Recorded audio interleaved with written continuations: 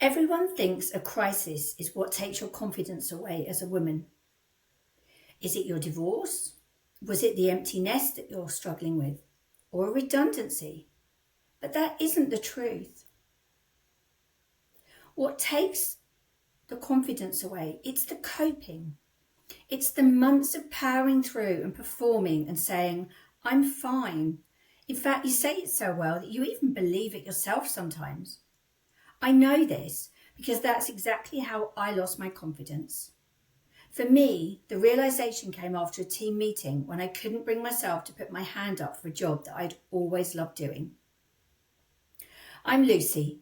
I'm a confidence coach for women over 40, and I had lost myself the same way that you are struggling with now before I managed to find a way back. So let me tell you about that meeting because you will see how it relates to what you are feeling and struggling with right now.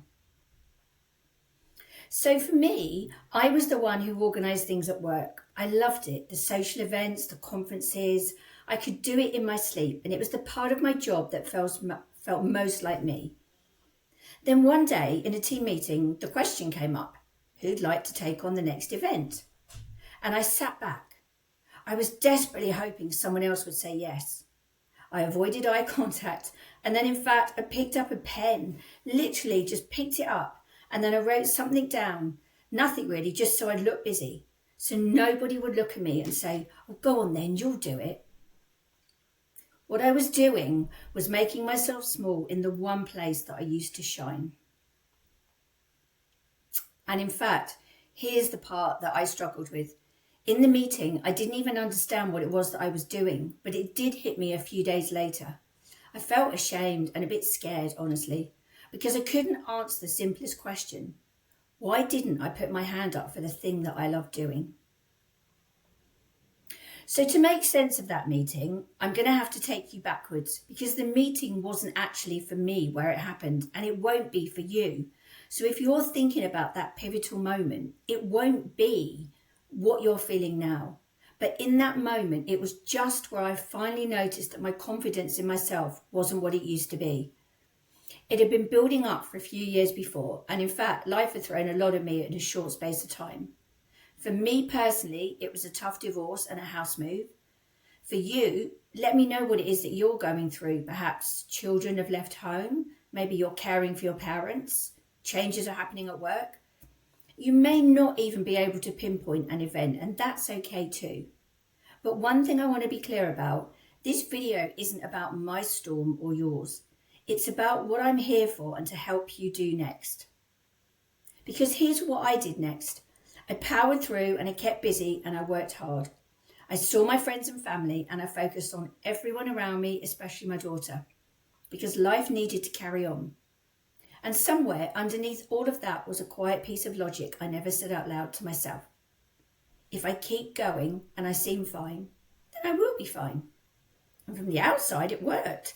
I looked like I was coping brilliantly. People, in fact, kept telling me how well I'm doing, and I believed them because I needed to.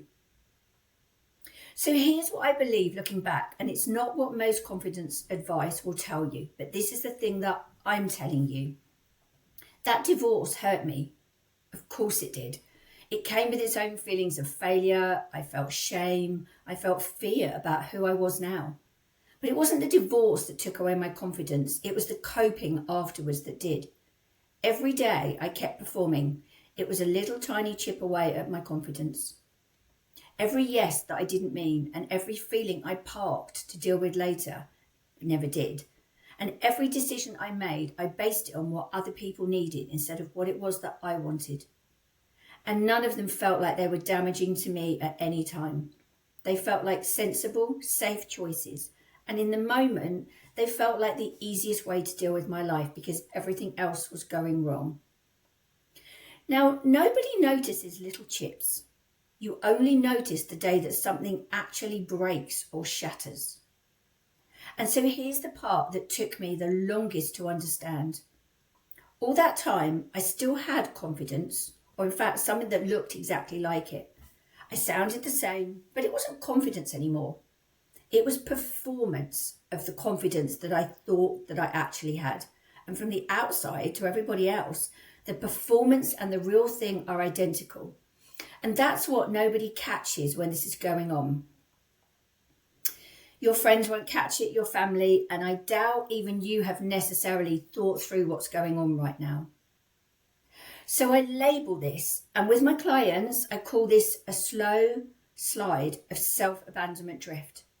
This is because it's not one big decision or a point you get to. It's just like all those little tiny chips. It's all the hundreds of tiny overrides that you have made, stacking up over years, each one too small to notice on their own.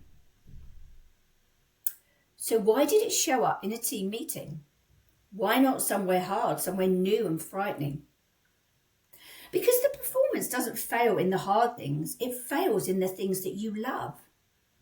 So think about this right now. All of the everyday stuff, the school runs that you do, the emails, the small talk, all of that can run on autopilot. Your performance can handle autopilot all day long. But the things that you love are different. This is where the real you needs to show up, and there is no scripting for genuine enthusiasm. So if you find yourself going quiet in the exact places that you used to shine, if you've stepped back from the things that you were known for, then please hear this. You have not lost your ability. Your performance has just meant that it's something that you can't fake any longer, and that moment, awful as it feels, isn't a failure for you. It's information. And information is so powerful for you right now. So this is what losing yourself in your 40s really looks like. It doesn't look like you're falling apart. It looks like coping. For you, it looks like the one being everyone relies on while feeling completely lost. Or it sounds like I don't even know who I am anymore. Maybe you've said this quietly to a mirror and never out loud. It feels like being liked, being needed, being depended on, but suspecting that people like a version of you that isn't really you deep down anymore. And it looks like capability. That, in fact, is the cruelest part, because nobody comes to rescue a woman who looks fine. If you saw yourself in that meeting room using that pen and hiding like I was, then understand this from me right now. Nothing has gone wrong with you. You've been coping for a long time now. And it's the coping that was the thing that was quietly costing you your confidence. So please, if you wish to, feel free to share what's been going on in the comments. What was your pen moment and what did it look like for you? I'll reply to everyone. So here's the good news, and I mean genuinely good news. The way back doesn't start with a big change. It's not going to start with becoming loud or sassy or a different person. It's going to start with noticing. The first thing you need to do, and in fact, if you've been watching this video and you're still with me, you're already doing it. For me, rebuilding meant learning to stop performing confidence and start rebuilding the thing underneath it, which was self-trust. And for you, this process will be the same. It's all about self-trust. And it's that work that became the framework that I now coach to women over their 40 who are struggling with their confidence. It's called the Steady Framework, and I'm not going to unpack it all here because it's built on one idea. Quiet confidence isn't something that you perform. It's something that you rebuild, one small tiny promise that you keep to yourself. And in fact, the confidence that I have now is nothing like the one I used to perform for all those years. It's quiet, it's true, and it's sure.